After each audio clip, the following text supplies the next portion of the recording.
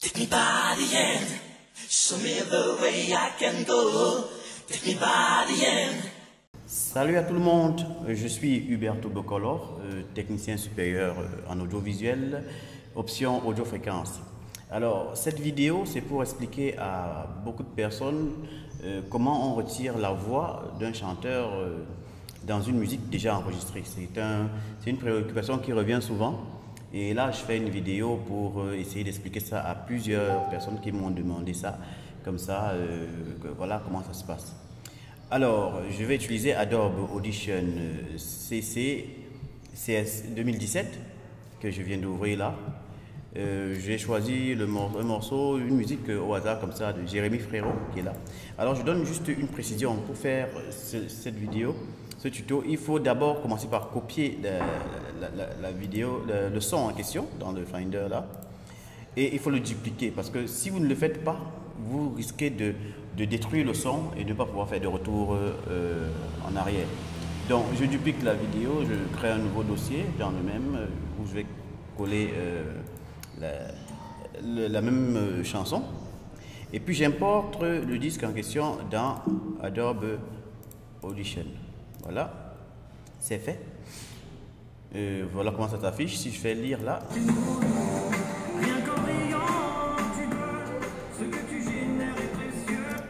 Vous voyez qu'il y a des paroles.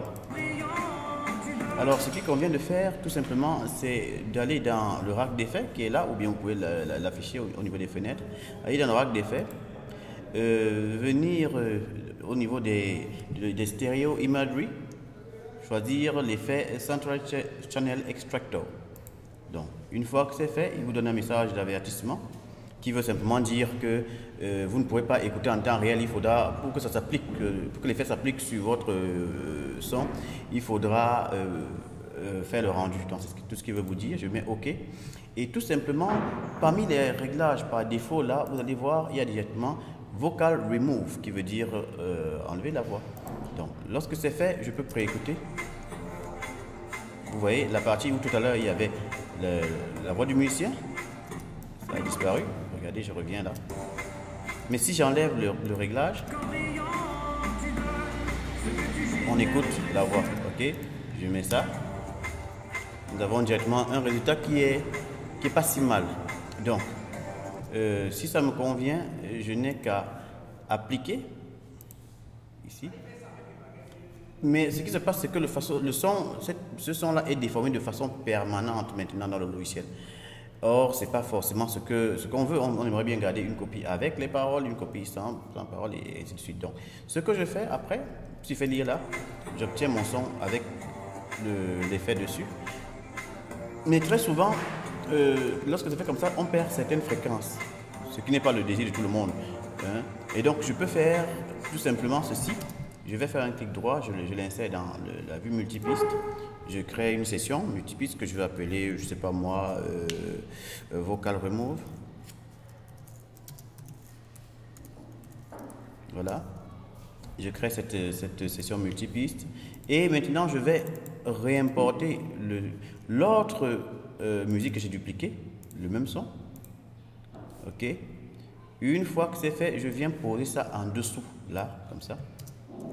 Ça fait en sorte que je peux plus ou moins avoir la version sans parole et la version avec parole. Je vais vous expliquer pourquoi. Ce que je compte faire, c'est que après ça, je viens au niveau des effets maintenant que j'active là, et je vais utiliser pour garder le pied de batterie pour la percutance. Je vais utiliser au niveau des filtres le FFT, le Fast Forward Transformation Fighter, et là je vais couper tout ce qui est haute fréquence dans la musique, dans la deuxième piste, pour garder la percutance.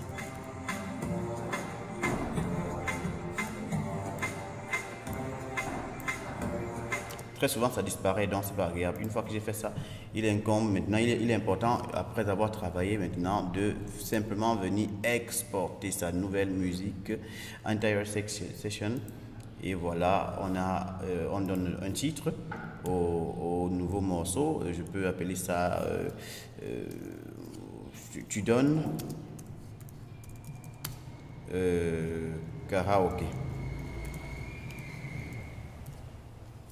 voilà, je choisis la destination. Je vais simplement le poser sur le bureau comme ça. Hein, les autres changements, on fera des tutos pour comprendre les caractéristiques du son et autres, mais pour le moment, on peut simplement valider. Et on se retrouve avec un morceau qu'on peut exploiter lors d'une soirée, comme son dans un film, et ainsi de suite, lors d'un montage et autres. Donc voilà, ce tuto est terminé. Et je vous invite à vous abonner sur ma chaîne parce que je compte faire beaucoup de petits cours comme ça pour aider les gens à pouvoir facilement utiliser les logiciels de son pour faire des applications utiles. Voilà, ciao. Take me by the hand, show me the way I can go. Take me by the hand.